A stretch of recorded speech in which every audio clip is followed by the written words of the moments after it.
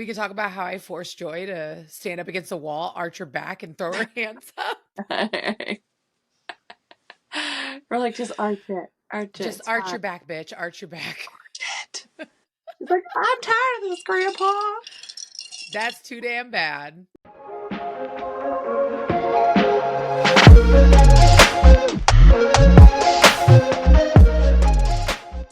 Hey guys, welcome back to the Dark Collective podcast with myself, Miss Red, and the gorgeous Miss Jen. Hello, everyone. Hello. Dude, I literally was sitting here and like thinking Sinners is so soon. Listen, it was Aspen the other day, I think, posted, and she's like, we're under like 175 days from the event, and I was like, I'm not ready. I can feel you just like the curdling inside. Yeah, it's excitement, but absolute terror at the same time. Oh, I mean, you know, we like, 1000%. I feel like we're all perfectionists, so like we all like are like, oh my god, this has to get done, and everyone else is like, la da da, like, what do you mean? Exactly. Let's do it, and not in a bad way, just like it's so much like behind the scenes stuff that people don't see on it that you're just like, oh, I never would have thought that. No, exactly. And I, it's crazy that we started this in May of last year, Thank God. so it's insane that Give us 2025 time. is literally just like, it's rolling like a steamboat right now. We've listed, authors, vendor. I don't think we've done vendors yet, but authors and, the amount of people that are just so excited for our second year, and our first year hasn't even happened. I know. It's so awesome though. But it's so like cool. such a good feeling that you're like, oh, like people trust us, like, to put on a good event. So like that's even more pressure to be like, it has to be the best. It has to be the best. But I think we sold out within our first month. And, I said this to you the other day where I was like, Jen, you're creating a movement. And I could just see you like running across the finish line, like in slow motion, like, bitch, I did it. I did it. I made it. No. So for a lot of you guys that don't know, but most of you do, Jen actually also owns a company called the Dirty Llama Company, and they make she makes, not they. I don't know. I always say that when I talk about my dog. Exactly. Her dog. It's her dog. She makes amazing bookish, different types of merch. And that was how I met her. Was I bought one of her sweatshirts that said "Thick Thigh Stabby Vibes," because if you know me, that is me. But I want to bring it back to when we were in Florida the first time we met.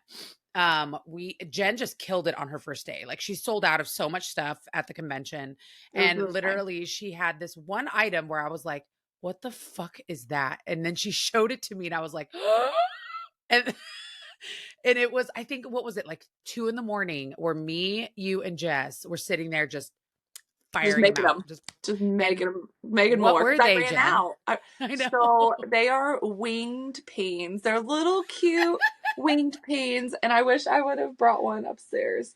But no, it's totally fine, because I'm going to put a little picture right here for you guys that are watching. I'm going to put it right here. Click. But yeah, like, I got the idea from, like, I mean, in so many books, there's like, we all love men with wings. So I have like some that are shadow daddies, some that are, I don't know, they're just so cute. I love them. But yeah, we sold out of those day one, and luckily I brought like extra wings and extra peens just in case. I love how you're just like,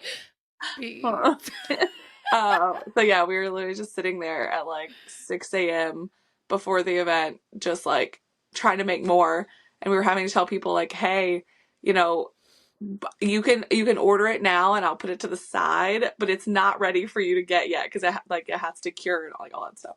So, but yeah, it was a madhouse. But yeah, those sold so quick. The creativity behind the idea, I love it so much. And like, obviously it's the quality of the item that, I loved it, especially like the different colors and the different themes and all this kind of stuff. But what was my favorite part is when you had girls walking up to the booth being like, where are your bat peens? But then you had some girls that walk up be like, hey, do you have those bat peens? Do you have the bat peens? Like, or it was so funny. Like, are those bat peens? It was just so funny because like, that was my first time immersed in that world that I was just so not prepared. Yeah. But that and the daggers sold really Oh well. yeah. The Yeah. daggers were beautiful. You remember the one I loved? It was that like ombre clear to orange with the white flowers in it. I was Yeah. like, oh my Yeah. God, it's like a Those are my princess. favorite. Like, Kill they're my just so daggers. I cute. loved it. It's so fun because you get to do whatever you want. I'm like, ooh, that Mhm. and that color look good together. Mhm. Sometimes it does. Sometimes it comes out and I'm like, trash. Never mind. I was wrong. Right. And then speaking of, because we're talking about different types of merch, we are super excited because what did you launch yesterday? Our Sinners and Stardust merch. If you're in our Facebook group, you've seen at this point probably everyone has seen it Oh yeah. because I'm planning on like releasing them every couple days on our Instagram. But if you were on our Facebook group, you would have seen most of the designs on day one. But this is one of them. I don't know if you can even, I zoomed in on myself. But You're like this totally fine. one. So for those of you who can't see, she's wearing one of our newest merch items, and definitely go over to YouTube to watch so you guys can see it. It's amazing. I mean, Jenn makes all of these just out of her brain. Like, I'm a creative person. I do hair and makeup and stuff, but I would never be able to be like, I'm just going to create like a line of clothing. It's totally fine. You could do it. No, no. That's No. But I love amazing. that. All of the shirts and sweatshirts are amazing. But I think the most anticipated item from most of our attendees and people that are part of our groups is the damn beanie. And it is It's so cute. it's either the beanie or Mhm. the Boston tour shirts. The Oh, Boston yeah. Oh, tour duh. shirts have Usually, that's the what usually I'm wearing right now, but I'm I wearing know. a different one. But, Yeah, you it'll know, have like the Sinners and Stardust logo on the front, and then on the back it'll be our sponsored authors, and then other attending authors, vendors, and narrators. So like that's kind of a given. I feel like that's gonna be our most mhm. popular, and the beanies. Like Yeah. I everyone's think what I obsessed with love, honestly, if I had to choose between the two, don't hate me, but I'm definitely going to choose the sweatshirt. I love crew necks. I'm more of a crew yeah. neck person than a No, I hoodie know. person. And what I love is I love that everyone's on there. I love you. I support you. I love you. But I love that it says the Dark Collective Boston tour. Like, I just think that's so clever. Like, Well, like when I was uh, trying to think of things, like I was looking at other World Tour shirts, and all of them have like the band name on the front, and mhm. then like some kind of catchy, like you have the Eras Tour, for Taylor Yeah. Swift, and like Mhm. all these other things. The problem, yeah, I'm not gonna say that one. It's funny because we were just like talking about it yesterday. We were like trying to figure out how to set up the merch for the day of, and Yeah, like how we're gonna sell it and how we're gonna do pre-orders and stuff. And Jen was like, "Well, I guess we could like tack some shirts up for people to see." I was like, "No, bitch, let's rock it like the Eras tour and just put laminated pictures up." she's like laminated. I was like, ooh, or like a standing banner, so it's like retractable, and like we can just be like, here's what we have. Uh, Exactly. but yeah, so it's gonna be a fun time. I can't wait. But yeah, that's how we came up with the Dark Collective. I was like, oh my god, Mhm. the Dark Collective is like one of the most spoken words for that have to do with sinners because like it's always in our Yeah. posts and stuff. So it's Mhm. our podcast now. So I was like, oh my god, we should make it the Dark Collective Boston tour. No, I Yeah, they know. turned out really good. I'm very, very. I mean, I was obsessively going through and being like, no, it has to be perfect. Let me move it over.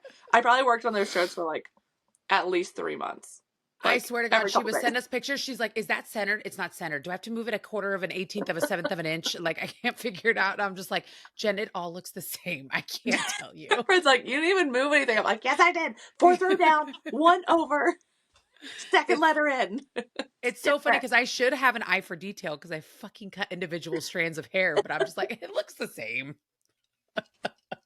I'm like, that one, Uh, that I fuck right. So definitely go and check out Jen's company, the Dirty Llama Company.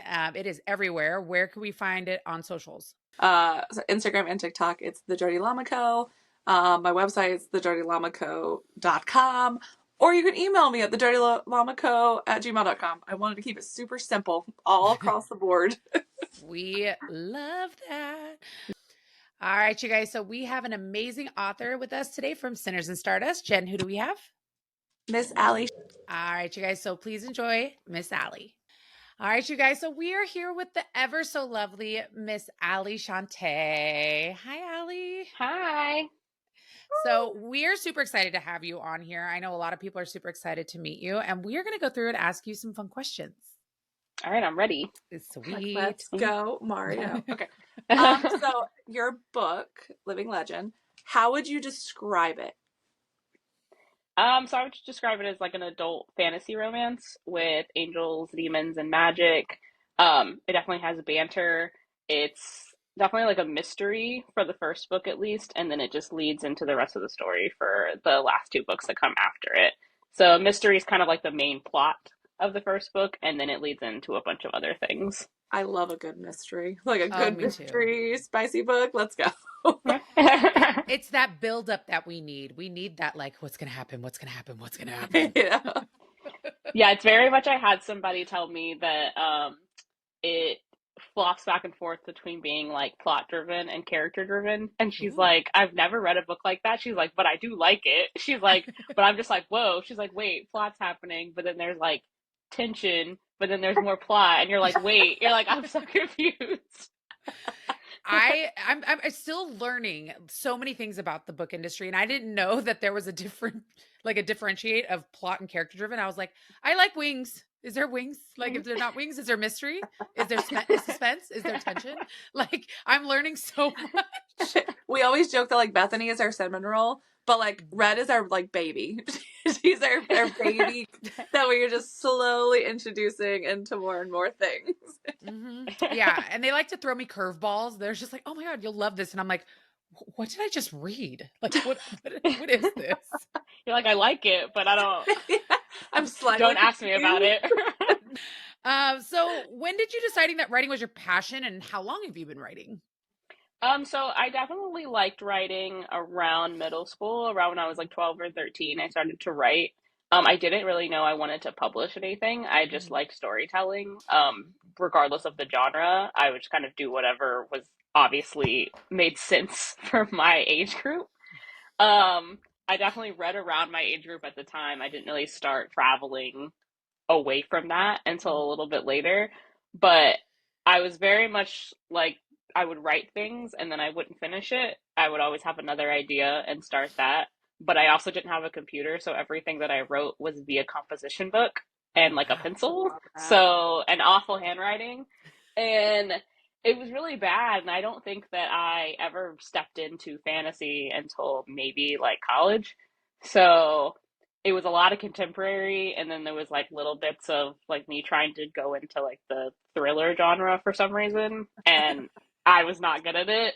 um I would rather read other people's, but I definitely, after I got married and I knew I wanted to publish something, I don't really know how this idea kind of came to be born. It just kind of did, and then one day I was like, I should write this down.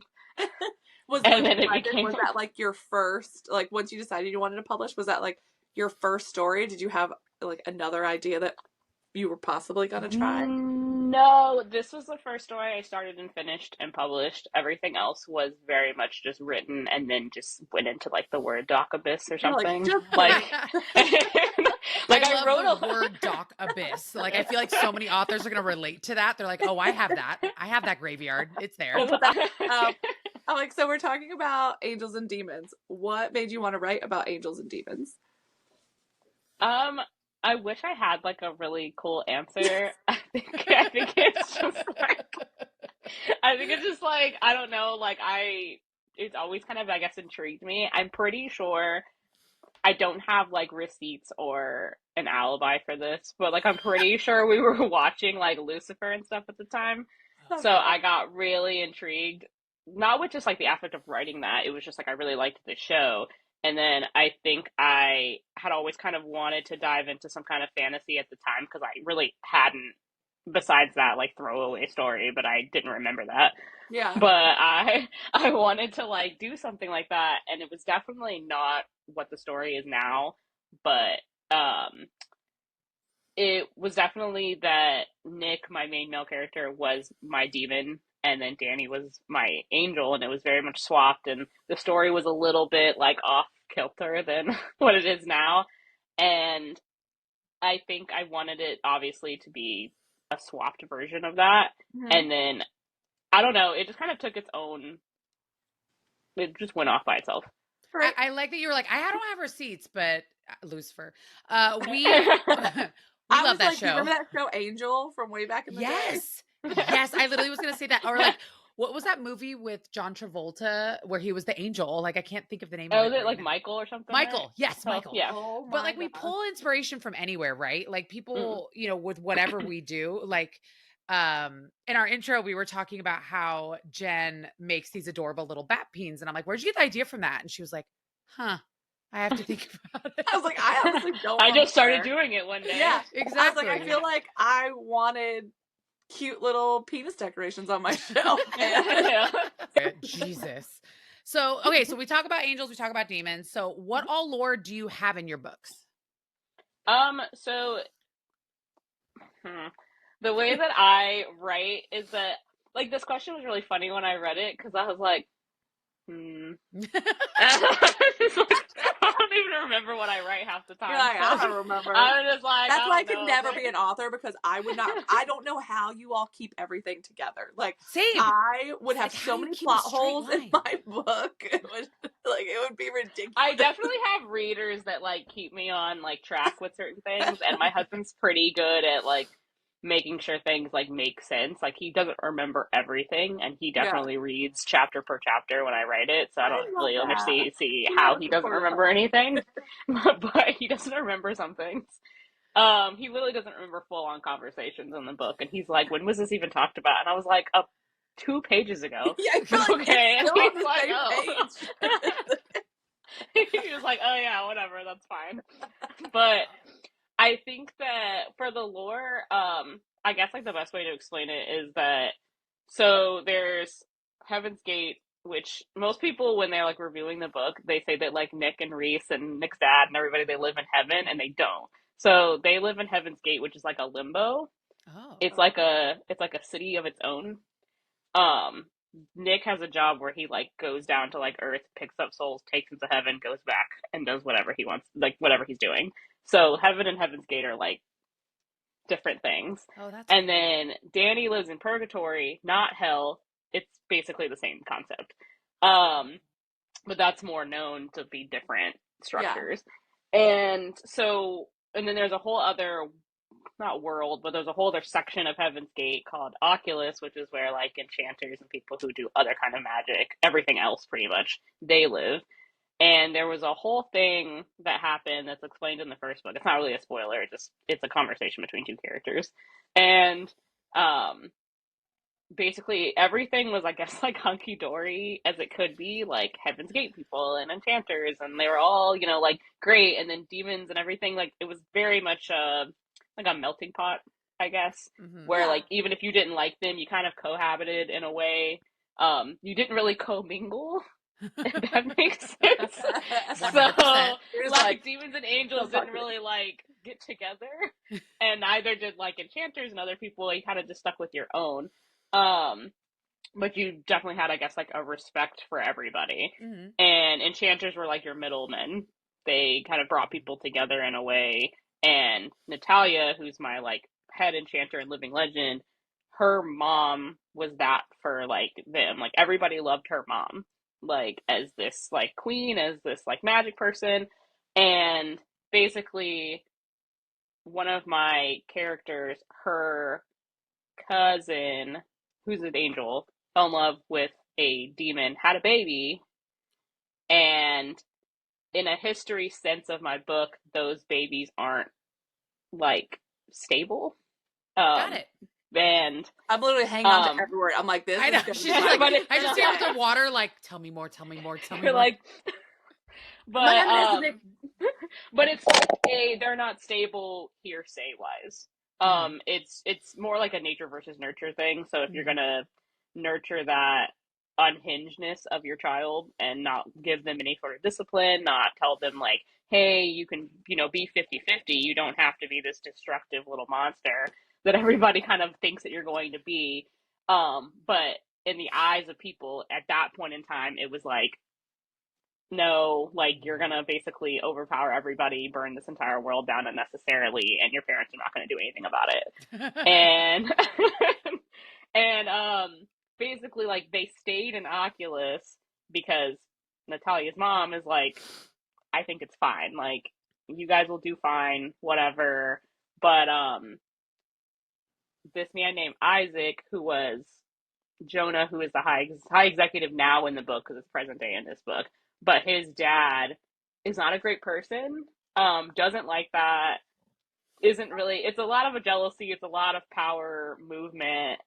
Because technically Lilith, Natalia's mom, and Jonah's dad are like the highest people in their respective areas. Mm-hmm. And so now you have this baby, but like, it's a little bit more, I guess, like sad in a way. What exactly happens in this book? Oh. But then or not, you kind of just I stay a lot in the first book, and I thought a lot was going to happen in the first book and stay that way. And then when I wrote the first book, I was like, never mind. I was like, we're just gonna throw go with it. wrenches in the plan and plot twists in the plan and be like, never mind, JK. Like, that didn't actually happen the way you thought. I love that. But that's kind of like the starting point, and there's other little pieces in there, and it started like an entire war between everybody, and a lot of people died. And then it's basically that a lot of enchanters have a lot of powers that, yes, there's like telepathy and, turning this into this kind of thing. But then there's also obviously those powers that if anybody has them, they're a problem. Yeah. And Jonah's dad was like, you guys don't need those things. Like, but you guys are harboring this baby. You guys are doing whatever. Like, let me just like slaughter half of you. Oh, Jesus. And we're having a 300 moment now. We're going show to movie. And it's like basically just show the montage of all these people, basically the Spartacus of all this blood and all these things happening, the slow motion blood and all on the screen, all of that happening. And it was basically like a divide of like angels from Heaven's Gate and then also angels from Heaven's Gate that were following his dad. And a lot of people defected, not a bad way. They just didn't want to be a part of it. Therefore, they couldn't really live there. And then it basically turned into like years later, nobody really talked about that fact. And there was like a whole point when they do go to Oculus in Living Legend, and you understand a lot of like Nick understanding things based on what he's told currently. Because that was, his dad is like 40 something. So that was when his dad was like 19, 20. So before he was ever born. So he only knows like obviously the half that he's from. And Danny is like this level-headed, very forward demon that's like, do you even know like who told you this information? And she was like, let me guess. She's like, another angel? She was like, let's not talk about things that you only know half the facts on. Okay, I love that. Like, she's like, bye. We're out. So so it's very deep. I don't really I think I just built off of what I was writing. It was never predetermined. I was like, this sounds correct. Yes, just keep going. If it's in your brain and it sounds correct, someone out there is going to be obsessed with it. And I love that. I'm already obsessed with it. I haven't even read it. Exactly. Like, I think it's just so great because the layout of your lore and listening to you and how excited you are about it, like, it just sounds, I love the idea of Heaven's Gate, like, because you know about purgatory, but you don't think about what Heaven's Gate is. And I think that's such a cool concept. Yeah, it was funny because like people would be like, yeah, they're from heaven. And I don't ever correct people because I mean, whatever. Like, no, they're not. not. If they read it like that, then that is totally fine. But I'm just like, no, because like, Nick currently stays in this castle-like building called the Skies, which is where he works and everything, and he's been there since he was like 16. And then there's also villages on the north, east, south, and west that he lives in one of them.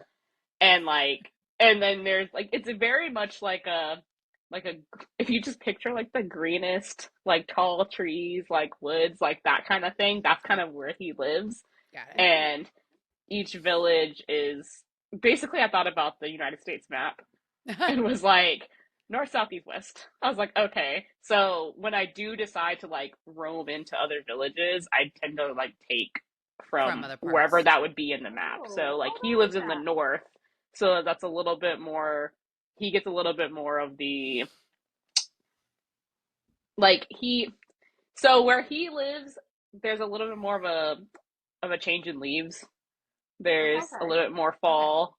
And then there's obviously like the west part where it's like I kind of take more from California, and there's gonna be beaches, and it's gonna be sunnier over there, and not as cold. And people live over there, and then the east is gonna be like this, and the south is gonna be like this, and I take away from that, and that's why I'm just like, it's not really heaven because you don't have souls just roaming around. Like him and his friends be doing target practice and like hanging out, and there's taverns and there's bars and there's other things that happen at that where he lives. And then heaven is just like a happy place where he takes people who have died, and it's like really there's like a whole sad part where you see that, and like he takes them up there, and I'm like, cut.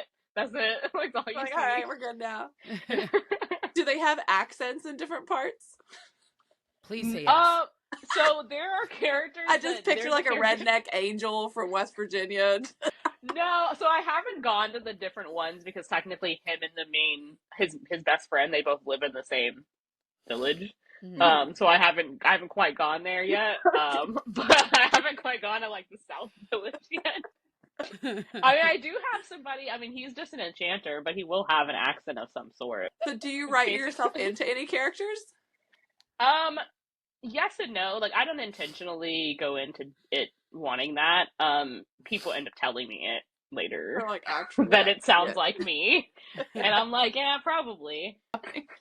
I definitely insert my like humor more than anything into it rather than my personality. I just like being funny, and I feel like, especially with the second book, it being as emotionally driven as it is, it's not as like, there's obviously banter in it, but it's not as low stakes as Living Legend is.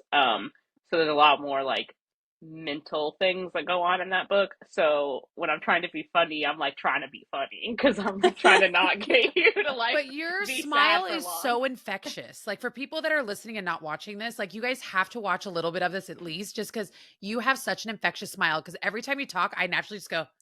Because I'm just like naturally smiling because you're just so like, I love it. Like you're just so happy. And I mean, obviously it's your books, you're excited about it, but like you can honestly see like your mind going, like you're like, I remember when I did this and it's great. Like I love it. That's like me all the time. Like this is me without coffee. So right, I know. I'm like waking up still. I'm like, me with coffee is probably worse. Oh, I can't wait to meet you and just be like, here's 8 shots of espresso. Let's hang out. I'll be like, let's go. Oh. Right. So your current series is a trilogy. Are you planning any spinoffs? I am. So the trilogy will end Danny and Nick's POVs as being like the primary. Mm-hmm. And I do have a few things planned for this series. I'm definitely not saying goodbye to anybody anytime soon. Everybody will kind of show up at the end of the day because they can't leave each other alone. But they force proximity themselves unnecessarily. But the best though. I definitely like having like a cast of characters and a cast of friends like next to each other. And definitely people whose stories don't necessarily get told as well in like the trilogy because I just don't have time. Yeah. Unfortunately for them. Yeah, I was like, you're not the main event. You're like, listen, you get time to shine. You will have your time to find your happily ever after. Just not in this book. It's not about you. But I definitely have a spinoff for my 2 side characters, who are getting their own separate books. I don't know whether I want them to like coincide. Yeah. To be like a duet or just be 2 standalones. It's leaning more towards the first one. And then I do have like a prequel plan to like explain everything that is getting understood in this like entire trilogy because everybody who has read it and then likes or they're very concerned about Nick's dad's backstory because the man is like the gatekeeper of everything. He's a great dad. He just doesn't such a great tell his dad. son everything. He's such a great dad. He just doesn't tell his son everything. Like he's just old and like he has a lot of wisdom and he's very, very attractive. So I guess we just forget that he just does not tell his son every piece of things that he should tell him. Mm-hmm. So, but don't worry, it's not character like defamation. Like he's not a bad person. There are definitely reasons to why he keeps things on the down low. And all of that gets explained in like the third book, literally at the beginning. Because people reading the arc of book 2 got really upset that like I didn't explain anything. Like, and I was like, I never told you that I was going to do it. I told his son. Right. And his son will get to know. You just have to wait between the time of 2 and 3 to like know these facts. Yeah. And they're not fun to like know at all. So I don't know what you guys are asking about because it's not fun. It's not fun information. Yeah, you're literally gonna hurt your own feelings. Like I cried writing the prologue, so it's not. It's definitely not fun. You guys are gonna come and read it and be like, I could have waited. You're like, we didn't even need to know it. I was fine. I could have been left in the dark, and I was like, too give bad. me a bonus chapter at the end. It's so crazy because Jenn can read so many books so quickly. Like she is a fast reader, so is Joy, and me. Well, I'm a mood reader though, because I will like read like 8 books at the same time. But I'll like read 4 chapters of this one and then stop and read like 10 chapters of this one and then do that.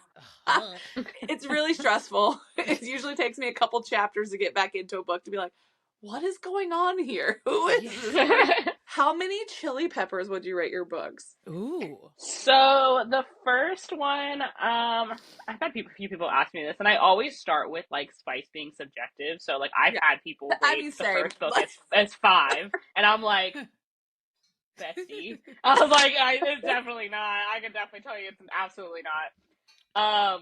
But I would say like from my own perspective, it's about maybe like a 2.53, only because there's only about like I say 2.5.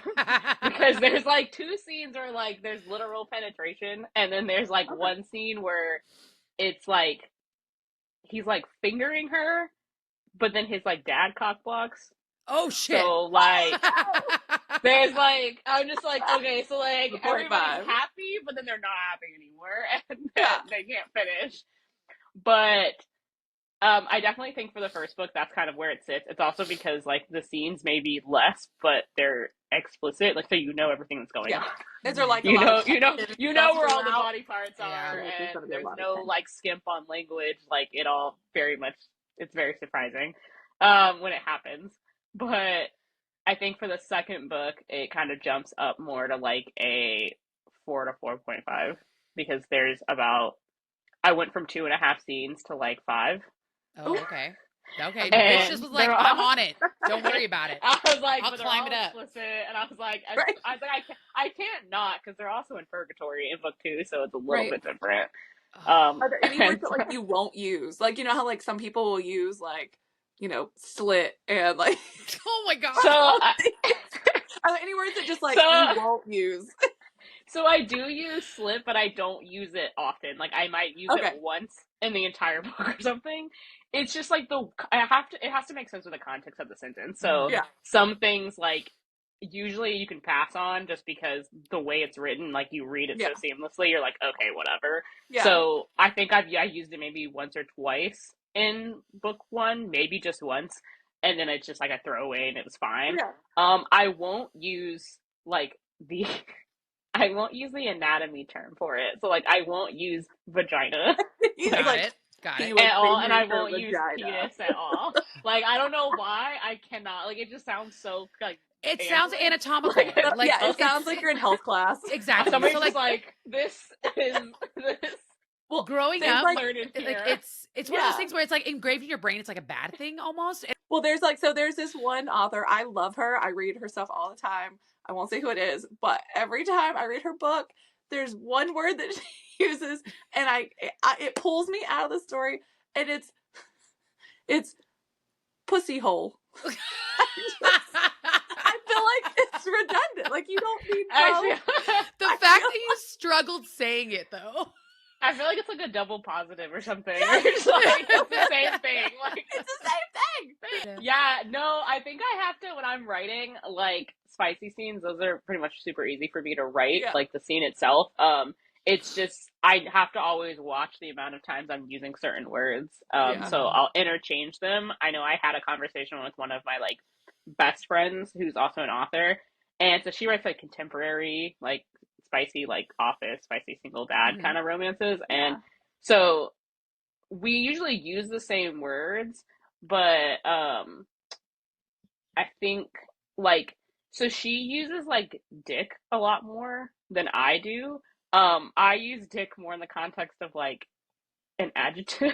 Oh, so do I. Like So calling do I. somebody it, so like in the same concept, I can't really do it both ways. I might do it as like a throwaway, as like him talking about it himself, like not in the sense of a sexy time. So if he's like, my like dick throbbed in my pants, like over, like not with her in the room, like he's just like talking about like a past moment. That's a little different. But like when they're doing it, I somehow I just cannot use it. I literally have to use the only word that matters, and I'm like, okay. And what's funny is that when I'm like writing it, when I'm just writing it as like, I'll write sometimes like in my like notes app, or I'll write like in a Word doc on my phone, like while I'm at work, I'll write spicy scenes unnecessarily. And I'm like, I should be counting pills because I'm like a pharmacy tech. So I was like, what are you doing? Oh my God, but I'm you like, are? yeah. So I'm like, I should be, not doing this. And my like boss will come up to like send like a fax or something. And I'm just like, nope. And I was like, it's fine. Like 121, 122. But my fucked up brain, my fucked up brain is going like, when she's counting the blue pills, is she getting extra spicy? I definitely like, I don't know, like the spicy scenes come out of nowhere, and I'll definitely write it half the time before the book is even like starting to be written, or the spicy scene's not even there yet, because the book is a slow burn on both ends from book 1 and 2. So like it takes until chapter like 12 for them to like physically do anything together. And it's the same thing for the second book, but there's obviously reasons to why it takes them so long, at least in the second book's fact. But I will have written like all the spicy scenes while I'm still on chapter like 2, like typing on my computer. So I'll just copy paste. Yeah, I'll just copy paste, and then I'll re-edit it and like look at the clothes, look at the positioning, look at whatever if I want to change stuff. But what's sad is that like I'll be writing it like just offhanded, and I'll be totally fine with whatever's written. And then I'll go back to when it's like time to put that scene in the book, and I'll like copy paste, and I'll be looking at it, and I'm like, who wrote this? I'm like, who wrote this?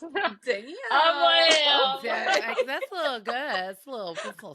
I was like, whose man is this? Like, even my husband's like, husband, come here. Like, what do you expect of me, ma'am? Jesus. He was just like, you wrote this? And I was like, unfortunately, yes. You're welcome. It was I. Unfortunately. It was I. So we were talking about Sinners Stardust a minute ago. So we loved asking everybody that's attending, what are you most excited about for Sinners and Stardust? I think there's a few things. Like, I've never been to Boston in general, so I'm excited to just like explore the area. But I'm also kind of excited to meet like certain people that'll be there that I've been talking to, and like we've always talked about hanging out. So like I'm super excited to finally see Rochelle in person. Oh yay! Because like we've talked like a whole bunch of times, and like she knows how I feel about her books, and it's a very exciting time. I love that you're geeking out. Like we always loved asking that question. So see Rochelle, is there anyone else that you feel like you're gonna like geek out over? So, I have a lot of Lauren Beale books on my TBR, but I think the only one, and I read it in one day, is I read Captured in one day. I don't know what that says about me, but I literally sat on the couch in one spot and was just like, and my husband's like, what are you reading? And I'm like, you really don't want to know, but it's fine. I'm like, I'll explain it later. I was like, I'll explain it later, don't worry. And I mean, he was fine. He was like, that's nice. I was like, but like, she's like, I'm excited to meet her. And then, I know that, I've met Santana Knox already because I went to Steamy Lit as a reader last year. So like, I've met her like in that way, but like, I'm excited to just like, from an author standpoint, because by that time, from that point, I'd never been to like a literal signing yet. And so I was still very much in a reader phase. And so now like getting to see these people that have been to like numerous signings or like have all these books out, and I'm just like, I'm so excited for our author meet and mingle, because I literally just want to be a fly on the wall and watch these authors geek out over each other. I think that's such a it's an adorable. I don't think that's the right word, but just the concept of it, just to see people respect each other, but be in the same field and just be so excited to meet each other. Yeah, I mean, I definitely told C. Rochelle, I was like, I have her first two of like the Villainous Things books, and I Mhm. was like, yeah, I was like, so I'm bringing those, and I was like, if I am not able to like go to the table, I was like, I'll just yeet the book at you, and then you just catch it, you sign it, you sneak art in there, and then you just yeet it back to me. And she's like, Perfect. okay. She's like, all She was right, like, no. cool. She was like, we're gonna Sounds hang great. out during the event. And I'm like, well, yeah, but like, still. It was very almost intimidating a little bit because I remember I got tagged in one of like the TikToks for Sinners and Stardust. So I didn't even know it was a thing. So I forgot who tagged me, but I was like, whatever. I was like, sure. I was like, I don't know anything about half of these events, but like, I'll just make the choice if I want to attend or not. But Yeah. like, Yeah. why If not like just you put the get form in? accepted. Yeah. Yeah, I was like, sure, whatever. And then I remember I got an email and I was like, huh. Just huh? I was like, do they like? I was like, do they even know like who I am? Do they look at my TikTok and be like, she's certifiable, so just No, That's why we she'll accept come. you. This entire interview, I have not been able to stop smiling, and I'm crying a little bit. You probably because I'm laughing so hard. Like, you are a freaking gem. I love everything about you. Your whole like persona. I love it because you're all over the place, and that is exactly me. Ask Jen. I'm literally all over the place. Thank you. Yeah, I think you're a gem. I was so surprised, but I was like, yeah, totally. I was like, I'll go. And I went into like went downstairs to my husband and I was like, guess where we're going? And he's like, where? And I was like, we're going to Boston. He's like, aren't we already going somewhere else too? And I was like, yeah. You're like, So shut up. we're going here too. I mean, he's not Going here. coming with me. My PA's coming with me, but I was like, because he's upset that he can't go, but I was like, Aw. whatever. You're like, you'll go Baby. another one. What I all was like, other events are you going to? so the two like 1 day events that I'm doing is I'm doing Dreamy Dirty in Maryland in May, and then Flirty in Tampa's in October, and then I have Imaginarium, Sinful Sightings, Steamulet, Sinners and Stardust, and BGC. Oh, dope. Dope. Cool. Yeah. For you guys who can't see, she has amazing hair. You should definitely see her Right. hair. It's Thank pretty. you. It did not used to look like this when I first decided to not wear my hair straight all the time. So it was very much a journey. And my husband was very annoyed when we first started dating Of that course. he like what's funny is so me and my husband are like interracial, and so he somehow always knew that like my hair was not naturally straight. He's just like, I knew it's not. He's like, I know You're that's like not waking it. up in the morning, like But straightening it he before doesn't he say gets up. anything. He was just like, so when I would sometimes like I would take a shower and I would get dressed and like my hair would still be wet and I would send him like some good morning thing or good night thing or whatever. And obviously it wouldn't be this curly because I wasn't like doing it like Yeah. that. But like you could tell. And he was like, is there ever gonna be a time when like this happens in real life, like not in the picture? And I'm like, maybe. And I think after he got back from a deployment, that's when I was like first starting to do it, and I really didn't understand about products. I didn't understand about anything, so I was just using like whatever like was in our that was not made for curly hair at all. So me wondering why this wasn't staying the way it was supposed to stay, and he was just like, "Was that really so hard?" I was like, no. And I was like, but you have to understand, it's like There's a freaking big map step to this. Yeah. Yeah. And I was like, it's a step physically, like trying to make it work. And I was like, and it's a big step emotionally, trying to like step away from like a straightener and going out and being comfortable with myself like this. And I was like, and I was 23 when that happened, and I'm 30 now. To be honest with you, like I don't do curly hair. I will fully admit that is not my specialty because it is a specialty, you know? Yeah. And especially if you're dealing with like kinky curly, like, and you don't know how to form that hair. Like Jen's like, I don't know this conversation. She's like, words. Words. Listening. Very much like one of those things. So my husband didn't know anything about it. He just obviously knew that that wasn't legitimately like when my hair gets wet, it isn't straight. And he is very interested a lot of the time if I bring up certain topics or like say certain words that he doesn't know. He would like to know what that means. So when we first started dating, I would give him like little quizzes on things. So he definitely knows what conditioner does. He knows what what a defined like curl is. Yeah. and Not a stuff. And diffused so curl, but a I defined love this curl. so yeah, he'll be like, "Oh my god," he's like, "I'll come downstairs because I'll try a new product," and I'll be like, "What do you like think about it?" And he's like, "Oh," he was like, he'll come up and like, he'll ask me, "Is it dry?" Because he's Yeah. smart, and Yeah. I'm like, Right. "Yes." I was like, "Yes, it's dry," and he's like, "Okay," and he'll like take one and be like, and like, because he also understands the concept of bouncing back, meaning Yeah. that Oh, I it's like love that. healthy. So he'll be like, and he makes me make the boing sound. Are you Like he'll hold serious? it until I do it. He'll be like, I'm He's like like, waiting. okay. I'm waiting for it. And he's like, oh, that one was nice. I'm gonna do another one. And like he thinks it's so cute and he's like so I happy when love I'm like that. happy with my hair. And it's the Adorable. cutest thing. Well, it's kind of definitely why I made my main character have curly Curly hair hair. in the first Mhm. place. Yeah. Yeah. Because it doesn't ever get straight, it doesn't ever get messed with. Like she just has it and I allude to it a lot. And what I think is really funny is that like it has gotten to a lot of people where like who people that I know that have curly hair or don't always wear it out but they do have it, that they feel Mhm. kind of like represented by her, and it makes me feel really Yeah. good. Mhm. But every like a lot of comments I get is that my main male character will like he will like finger ringlet like her hair like when Uh-huh. he's like kind of Yeah. like looking at her, so instead of like caressing her face sometimes he'll like put like a finger, like he won't like do like Yeah. that because that's a no-no, but Yeah. he'll like do that and he'll ringlet it like in his finger, and people think it's the cutest thing in the world, and I do. I'm like, you're and gonna I'm finger like, her I love ringlet? it. Why not? that just sounds dirty. I love Right. it. Just finger it. I finger Just her finger ringlet. boing. I freaking love it. Can you put that on a shirt? Finger her ringlet. Her Oh my ringlet. God, please.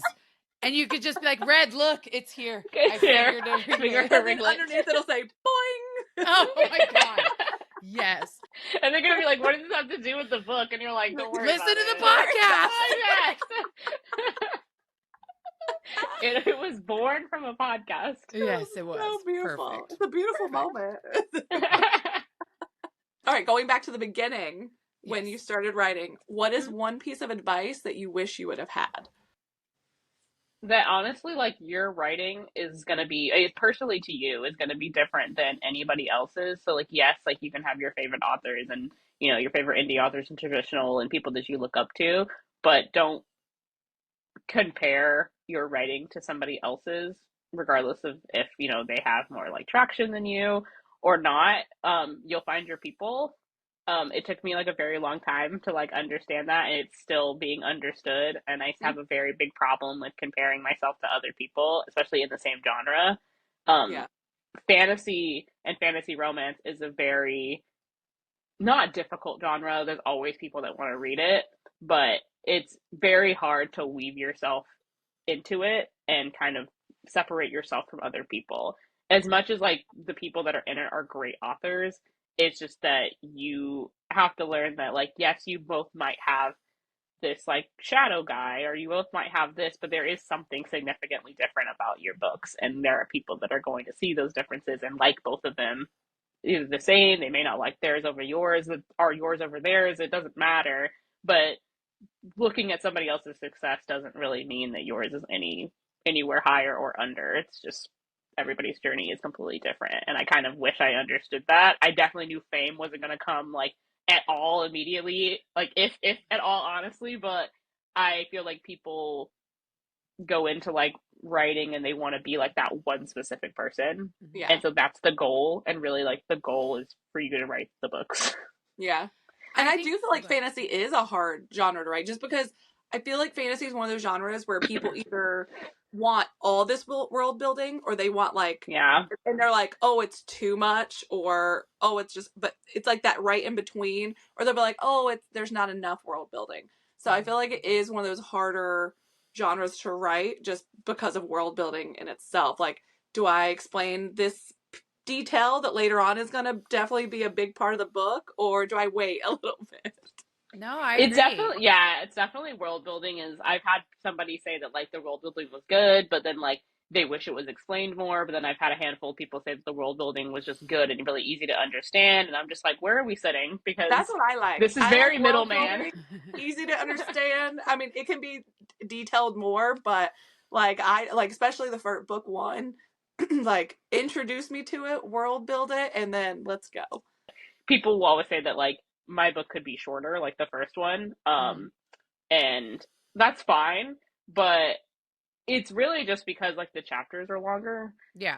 So really, like if I were to break the chapters up, the book would still be X amount of pages Right? long. It No, would just yeah, be shorter definitely. chapters. So I'm just like, it's the same. I think like I'll read the chapter, and if I feel like I'm getting tired, I'll like go through and I'll be like, how long is this chapter? Yeah. And then I'll be like, if it's not too long, then I finish it. But if it's kind of long, I don't get tired. I'm just like, Yeah. I'll just stop.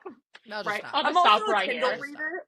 Like I'm a book collector, but I'm a Kindle reader. So I like, maybe that's also why, because I'm not like, ooh, like keeping my, I never see how much is left in the book. So I'm never like, oh, I gotta get to the next chapter. It's just like, all right, I'm getting tired. Click. Well, Miss Allie, you are an absolute gem. I will say it over and over again. We absolutely loved having you today on the Dark Collective podcast. And we're so excited for you to be a signing author at Sinners and Stardust. So I know Jen's going to want to say something. So I just wanted to say thank you so much. I'm obsessed with you. Thank you.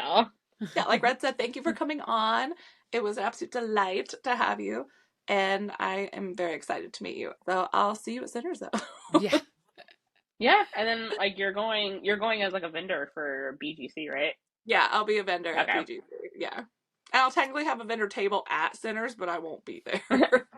Exactly. You're like, my business will be there. But... Exactly. Yeah. All right, you guys. So please make sure to tune in Mondays at 9 a.m. Pacific Standard Time, 12 p.m. Eastern Standard Time. And we will definitely be seeing Miss Allie Shante very soon. So check her out on her socials. Allie, what are your socials? It's at Allie Shante Writes on Instagram, Allie Shante Author on TikTok, and then I have a website, authorallieshante.com. Perfect. Woo! All right, you guys. So make sure to tune in to our Instagram, The Dark Collective Podcast, where you can click the link in bio to either watch us on YouTube, or we also are on all other podcast platforms. So see you guys soon. Bye. Bye.